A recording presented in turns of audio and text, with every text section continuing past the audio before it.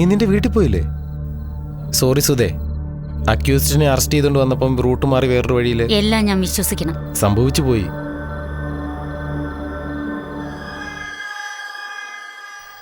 ഇത് മൈന. നമസ്കാരം ചേച്ചി. ആ ചെറുക്കനെ കെട്ടാൻ പോകുന്ന പെണ്ണാ.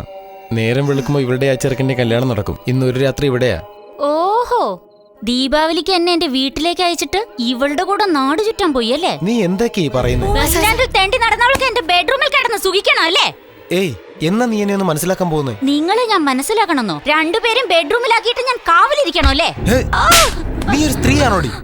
നാണം കെട്ടവളെ. ഇനി നീ എന്റെ മുഖത്ത് പോലും നോക്കരുത്. പൊയ്ക്കോ. രണ്ടുപേരും കൂടെ അകത്തേക്ക് ചെല്ല്. ആഗ്രഹം പോലെ നടക്കട്ടെ. ഞാൻ എവിടെയെങ്കിലും പോയി ചത്തോളാം. തിരിച്ചിവിടേക്ക് വരരുത്. എവിടെങ്കിലും പോയി ചാവ് നീ. പൊയ്ക്കോ. സാർ എന്ത് വർത്തമാനായി പറയുന്നേ? ചേച്ചി, അയ്യോ സാർ, ചേച്ചി ഇപ്പൊ വിളിച്ചോണ്ട് വാ സാറേ. മൈന, നിനക്കിത് പുതുമയാ, എനിക്കിത് ശീലമായി. നീ പോയി റെസ്റ്റ് എടുക്കും.